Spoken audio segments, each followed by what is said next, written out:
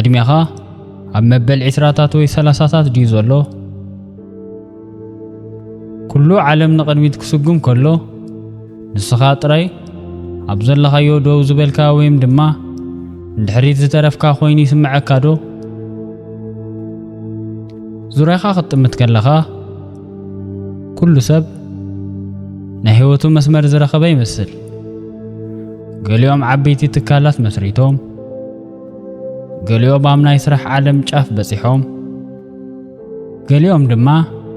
ውቁብ ሓዳር መስሪቶም ኣብ ዘደንቕ ኣፓርትመንት ክነብሩን ዓለም ክዛወሩን ትሪኦም። ኣብ ማሕበራዊ ሚድያ ኣብ ኢንስታግራም ወይም ድማ ቲክቶክ ዝጥቅዕዎም ስእልታት ኩሉ ግዜ ሕጉሳትን ውፅኢታውያንን ምዃኖም ጥራሕ እዩ ዘርእየካ። ንስኻ ግን ገና ግዜ የለኒ ኢልካ ዓርስኻ ክተረጋግእ ትፍትን እምበር ውሽጥኻ ግን ብጓህን ብናይ ስዕረት ስምዒትን ይወሓጥ ይኸውን። ኣብ ህይወት ወዲቐ እየ ዝብል ድምፂ እውን ኣብ ውሽጥኻ ይደጋገም ይኸውን። እዚ ቪድዮ እዚ ነዚ ስምዒት እዚ ንዘለዎም ሰባት ዝተዳለወ ቪድዮ እዩ። ሎሚ ማንም ክነግረካ ዘይደፈሮ ግን ድማ ክትሰምዖ ዘለካ ሓቂ ክነግረካ እየ። ቅድሚኡ ግን ነዛ ቪድዮ ላይክ፣ ነዛ ቻናል ድማ ሰብስክራይብ ግበሩ።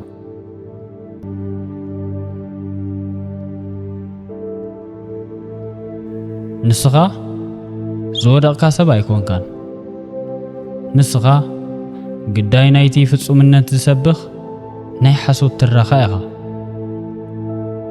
ነዚኦም ከራጉዱልና ዝኽእሉ ነጥብታት ክዝርዝረልካ እየ። እቲ ቀዳማይ ደረጃ እቲ ዝተሰርሐ ናይ ስዕረት ስምዒት መን እዩ ዝርብሓሉ? ቅድሚ ኩሉ ክትፈልጦ ዘለካ ነገር እዚ ሕጂ ዝስምዓካ ዘሎ ናብ ድሕሪት ተሪፈ ኣለኹ ዝብል ጭንቀት ከባዶ ዝተለዓለ ኣይኮነን። እዚ ስምዒት እዚ ብናይ ሰባት ርእሰ ምትሓት ትርፊ ካብ ዝረከብ ስርዓት ማሕበረሰብ ዝመፀ እዩ። ኣብቲ ዘ ስታተስ ጌም ዝተባሃለ መጽሓፍ ዊል ስቶር ከም ዝገልጾ እንተኾይኑ ደቂ ሰባት ብባህሪና ደረጃና ምስ ካልኦት ክነወዳድር ዝተገደድና ኢና። ዓለም እውን ነዚ ባህርያዊ ድሌትና ተጠቒማ ናብ መርዚ ቀይራቶ ኣላ።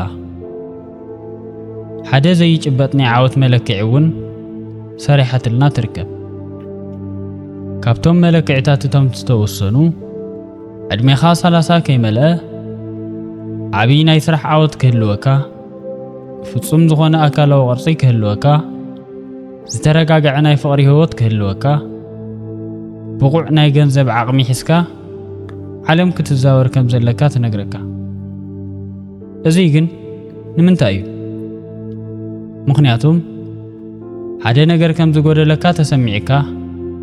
ክትጭናቕ ከለኻ እዩ እቲ ስርዓት ዝረብሕ። ኣብቲ ሶሳይቲ ኦፍ ዘ ስፔክታክል ዝተባሃለ ፍልስፍናዊ ሓሳብ ጊቦርድ ከም ዝበሎ እንተኾይኑ ህይወት ካብ ምዃን ናብ ምውናን፣ ካብ ምውናን ድማ ናብ ምርኣይ ተቐይራ ኣላ። ዝያዳ ክእለት ዝብሉኻ ኮርስታት ንኽትዕድግ እዩ። ዝያዳ ጽባቐ ዝብሉኻ ፍርያት ንኽትዕድግ እዩ። ዝያዳ ውፅኢታዊ ክትከውን ዝብሉኻ ድማ መሳርሒታት ክትጥቀም እዩ። ምክንያቱም ውሽጣዊ ባዶነትካ ንምምላእ ስለ እትፅዕር። ንስኻ ዝተሰበረ ሰብ ኣይኮንካን። ንስኻ መልሲ እትህብ ዘለኻ ነቲ ብዘየቋርጽ ዓወት ዝሓመመ ስርዓት እዩ። ዓወት ከይድ እምበር ፍጻመ ኣይኮነን። ዓወት ኣብቲ መዓልታዊ ስራሕኻ ኣሎ። ንኣብነት ሎማዓንቲ ክትግብረን ዘለካ ጽሒፍካ ብዝግባእ ተግቢርካ እንተውዒልካ ንሱ ዓወት እዩ። እዚ ክብል ከለኹ ግን ብጣዕሚ ንእሽተይ ተግባራት ክኾና ይኽእላ እየን። ንኣብነት ቤተ እምነት ምኻድ፣ ነቲ እትሰርሖ ወይም ድማ ክትሰርሖ እትደሊ ነገር ዘራጉድ ካብ 2 ክሳብ 3 ገጽ መጽሓፍቲ ምንባብ ወዘተ። እዚ እንተዘይኣሚንካ ድማ እቲ ተሓስቡ ዓወት ሕልሚ እዩ እዚ እንተደኣሚንካ ግን መዓልታዊ ትልምኻ ብዘዕወትካ ቁጥሪ ሕጉስ ኢኻ ናፋቐ ጽባሕ እውን ኢኻ ስለዚ ሓጎስካን መጻኢኻን ኣብ ኢድካ እዩ እቲ ካልኣይ ደረጃ ድማ እቲ ናይ ማሕበራዊ መጻወድያ እዩ እቲ ዘጋጥመካ ዘሎ ስቃይ ካብ ምውድዳር ዝመጸ እዩ ንስኻ ትወዳደር ዘለኻ ምስቶም ሓቀኛታት ሰባት ዘይኮነስ ምስ ዝተመርጹ ስእልታት እዩ ኣብ መጽሓፍ 12 Rules of Life ጆርዳን ፒተርሰን ሓደ ሕጊ ኣለዎ ዓርስኻ ምስቲ ሎሚ ዘለኻዮ ሰብ ኣወዳድር እምበር ምስቲ ካሊእ ሰብ ሎሚ ዘለዎ ኣይተወዳድር እዚ ስለምንታይ እዩ ኣገዳሲ ኮይኑ ምክንያቱም ንስኻ እታ ለይቲ ትነብዓ ንብዓት ምስተም ናይቶም ካልኦት ናይ መድረኽ ህይወት ወይም ድማ ሃይላይት ሪል ተወዳድሮ ስለ ዘለኻ እዩ ሓደ ሰብ ኣብ ማሕበራዊ ሚድያ ዓወት ጥራሕ እዩ ዝልጥፍ ከም ኣብነት እቲ ናይ በይኑ ስቃይ ኣይነግረካን እቲ ኣብ 23 ዓመቱ ዓብይ ትካል ዝመሰረተ ሰብ ክንደይ ለይቲ ብጭንቀት ከም ዘይደቀሰ ክንደይ ግዜ ጥዕንኡ ከም ዝጎድአ ወይ እውን ክንደይ ግዜ ገጽ ሰብ ከም ዝረኣየ ኣይትርእን እቲ ናይ ሓሶት ምስሊ እውን ኣይትርእን እቲ ንዓለም እናተዛወረ ዝለዓሎ ዘሎ ስእሊ ምናልባት ካብ ብርቱዕ ብሕትውና ንምህዳም ዝተገበረ ወይም ድማ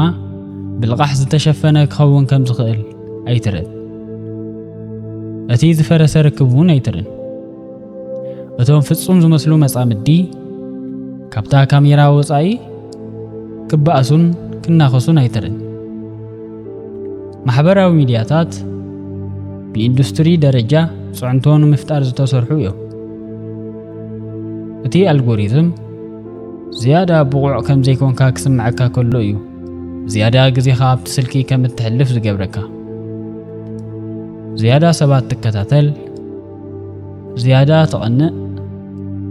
ዝያዳ ክትጭነቕ ይገብረካ እዚ ድማ ንዕኦም ረብሓ እዩ ንስኻ ግን ኣብ ውሽጢ እቲ ዲጂታላዊ ሃምስተር ዊል ተዓጺኻ ትተርፍ ይገብረካ እቲ ሳልሳይ ደረጃ ድማ ናብ ባዕልኻ ነምጻዩ ናይ 30 መዓልትታት ጾመ ውድድር ህይወትካ ብሓቂ ክትቀይር እንተደለኻ ሓደ ከቢድ ግን ድማ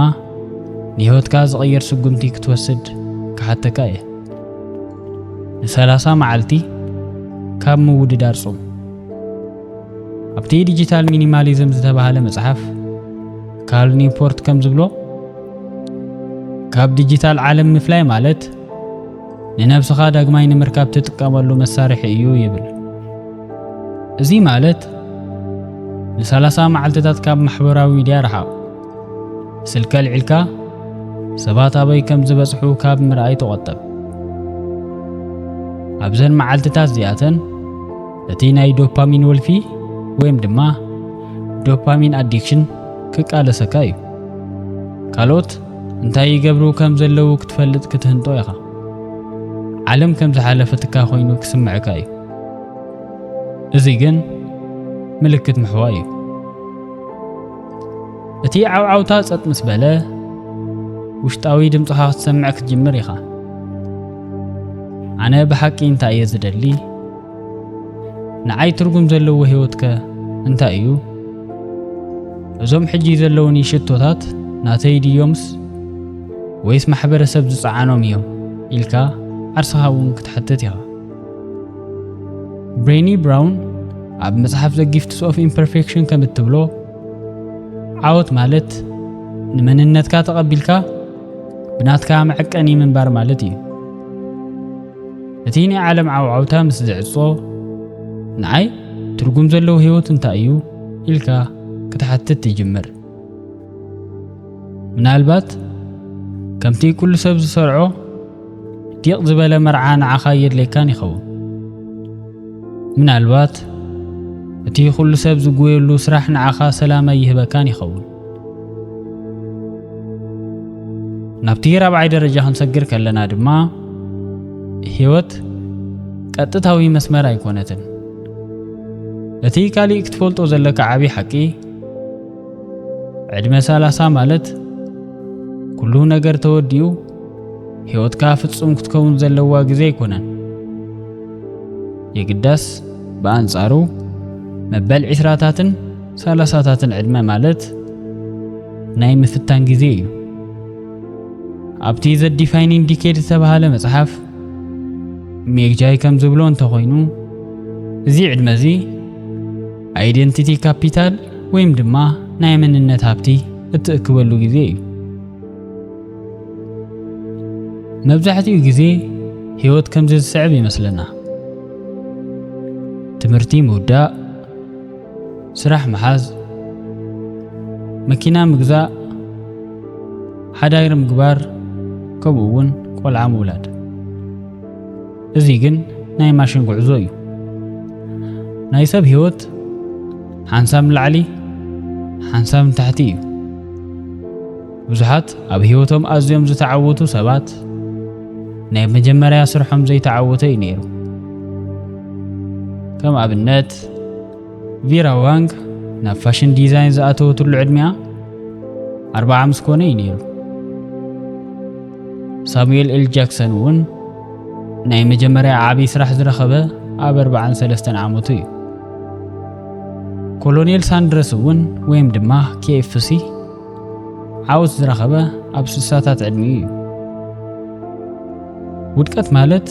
መወዳእታ ዘይኮነስ ናትካ ዘይኮነ መንገዲ ምጽራይ ማለት እዩ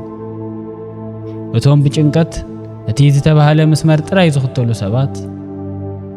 መበል 40 ዓመቶም ምስ መልኡ ብውሽጦም ባዶ ኮይኖም ይርከቡ ንምንታይ ናይ ባዕሎም ህይወት ዘይኮነስ ናይ ካልኦት ህይወት ስለ ዝነበሩ ናብቲ ሓምሻይ ደረጃ ክንመጽእ ከለና ድማ ዓወት ማለት ንዓኻ እንታይ ማለት እዩ ኣብቲ ማንስ ሰርች ፎር ሚኒንግ ዝተባሃለ መጽሓፍ ቪክቶር ፍራንክ ደቂ ሰባት ንምንባር ትርጉም ይዘድልዮም እምበር ሃብቲ ጥራሕ ኣይኮነን ይብል ምናልባት ንዓኻ እውን ዓወት ማለት ንግሆ ብሰላም ተንሲእኻ ምስ ደቅኻ ቁርሲ ምብላዕ ክኸውን ይኽእል እዩ ምናልባት ንዓኻ ዓወት ማለት ኣብ እትፈትዎ ስራሕ ትሑት ደሞዝ እናረኸብካ ንሰባት ምሕጋዝ ክኸውን ይኽእል እዩ ምናልባት ንዓኻ ዓወት ማለት ገና መንነትካ ንምንዳይ ግዜ ምውሳድ ክኸውን ይኽእል እዩ ኣብ 30 ዓመትካ ስራሕ ክትቅየር ትኽእል ኢኻ ኣብ 40 ዓመትካ ዓርስኻ ክትረክብ ትኽእል ኢኻ ኣብ 50 ዓመትካ ድማ ዳግማይ ክትፍቅር ትኽእል ኢኻ ህይወት ናይ ባዕላ ናይ ግዜ ሰሌዳ ወይም ድማ ታይም ላይን እምበር ምስ ካልኦት እትወዳደረሉ ውድድር ጉያ ኣይኮነትን ፍልስፍና ስቶይዝም ከም ዝምህረና ኣብ ትሕቲ ቁጽጽርካ ዘለዉ ነገራትን ካብ ቁጽጽርካ ወጻኢ ዘለዉ ነገራትን ፈሊኻ ፍለጥ ናይ ካልኦት ሰባት ዓወት ካብ ቁጽጽርካ ወጻኢ እዩ ናትካ ጻዕርን ናትካ ተሓሳስባን ግን ኣብ ትሕቲ ቁጽጽርካ እዩ እቲ እንኩ ሓቀኛ ውድቀት ንዓኻ ብዘይምጥን ናይ ህይወት ቅርጺ ዓርስኻ ንኽተእቱ ክትፍትን ከለኻ ጥራሕ እዩ ናብቲ ሻድሻይ ደረጃ ክንመጽእ ከለና ድማ እቲ ናይ ምቕያር ሓይሊ እዩ ብዙሕ ግዜ ተስፋ ምቑራጽ ምስ መንገዲ ምቕያር ንሓዋውሶ ኢና መንገዲ ምቕያር ውድቀት ኣይኮነን ሓደ መርከብ ኣብ ማእኸል ባሕሪ ሓደጋ ምስ ዘጋጥሞ ኣንፈቱ ይቕይር እምበር ጥሒሉ ይተርፍ ኣብ መጽሓፍ ሬንጅ ዴቪድ ኤፕስቲን እቶም ኣብ መወዳእታ ዝዕወቱ ሰባት መብዛሕትኡ ግዜ ብብዙሕ ዝተፈላለዩ ዘይተዓወቱ ፈተናታት ዝሓለፉ እዮም ይብለና እዚ ሳምፕሊንግ ፐሬድ ይበሃል ኣብዚ ግዜ እዚ ዝተፈላለዩ ነገራት ትፍትን ትወድቕ ትመሃር ድማ እዚ ኩሉ ድማ ኣብ መወዳእታ ንዓኻ ጥራሕ ዝኸውን ዩኒክ ፓዝ ይፈጥረልካ ስለዚ ሕጂ ስራሕ እንተዘይብልካ ወይ ትምህርቲ እንተዘይወዲኻ ወይ ድማ ሓዳር እንተዘይጌርካ ንዓርስኻ ኣነ ወዲቐየ ይትበላ በአንጻሩ ኣነ ገና ኣብ መስርሕ ምርካብ ነብሰይ ዘለኹ በላ ህይወት ነብስኻ እትፈጥረሉ ቦታ እምበር ነብስኻ እተወዳድረሉ ሜዳ ኣይኮነትን ክቡራት ኣሕዋተይ ሎሚ ካብ ማእሰርቲ ምውድዳር ተፈትሑ ንስኻትኩም ዛጊድ ወርክ ኢን ፕሮግረስ ወይም ድማ ኣብ መስርሕ ዘለኹም ሰባት እምበር ዝወደቕኩም ሰባት ኣይኮንኩም እቲ ሰዓትኩም ምስ ናይ ካልኦት ሰዓት ኣይተወዳድሩ ነፍሲ ወከፍ ዕንበባ ኣብ ናቱ ግዜ እዩ ዝዕንብብ ጽባሕ ንግሆ ክትበራበር ከለኻ ስልከል ዒልካ ካልኦት ክንደይ ከም ዝረሓቑ ካብ ምርኣይ ሎሚ ዓርሰይ ብኸመይ ክመስላ ይኽእል ኢልካ ሕተት እዚ ቪድዮ እዚ ንዓኻን ወይ ንማሕዛኻን ይጠቅም እዩ ኢልካ እንተሓሲብካ ላይክ ክትገብሮን ንኻልኦት ሼር ክትገብሮን ኣይትረስዕ ከምዚኦም ዝበሉ ንህይወት ዝሃንፁ ትሕዝቶታት ንምርካብ ድማ ኣብዚ ቻናል ሰብስክራይብ ግበሩ ኢሎም ሒዘ ዝመፀኹ ቪድዮ ነዚኣ ትመስል ኣብ ቀጻሊ ክሳብ ንራኸብ ግን ይቕኒየለይ